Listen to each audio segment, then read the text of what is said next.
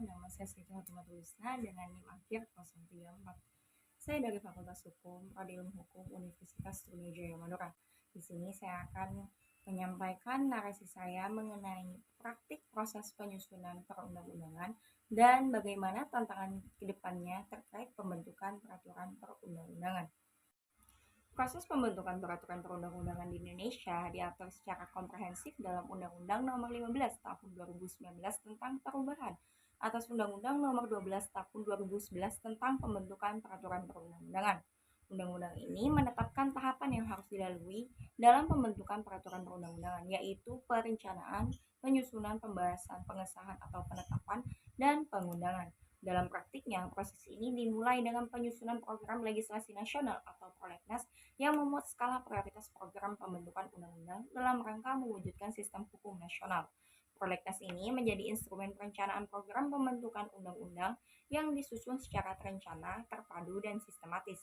Tahap penyusunan ini melibatkan pembuatan naskah akademik yang merupakan kajian filosofis, sosiologis, dan yuridis mengenai materi muatan suatu rancangan undang-undang. Naskah akademik ini nantinya akan menjadi landasan ilmiah dalam penyusunan rancangan undang-undang.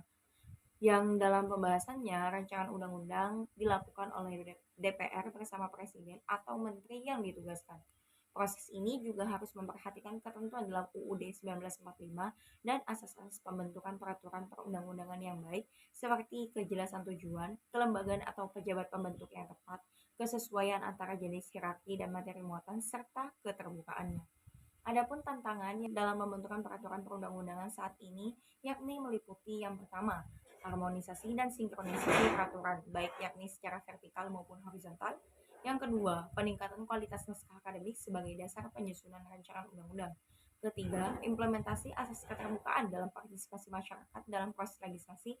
Dan yang terakhir, adaptasi terhadap perkembangan teknologi dan dinamika sosial yang cepat berubah. Namun, masih terdapat harapan untuk perbaikan ke depan. Undang-Undang Nomor 15 Tahun 2019 telah membuka peluang penggunaan teknologi informasi dalam proses legislasi yang dapat meningkatkan transparansi dan partisipasi publik. Penerapan metode Regulatory Impact Assessment atau RIA juga dapat membantu menghasilkan regulasi yang lebih efektif dan efisien.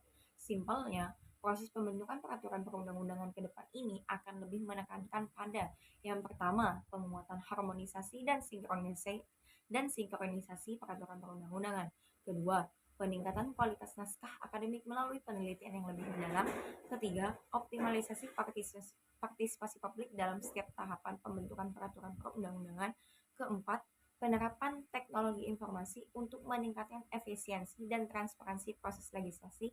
Dan yang terakhir, implementasi evaluasi pasca legislasi secara sistematis. Dengan upaya-upaya tersebut, diharapkan sistem perundang-undangan di Indonesia dapat menjadi lebih responsif, efektif, dan mampu mewujudkan tujuan bernegara sebagaimana tercantum dalam pembukaan Undang-Undang Dasar 1945. Sekian narasi yang dapat saya sampaikan, kurang lebihnya saya mohon maaf. Wassalamualaikum warahmatullahi wabarakatuh.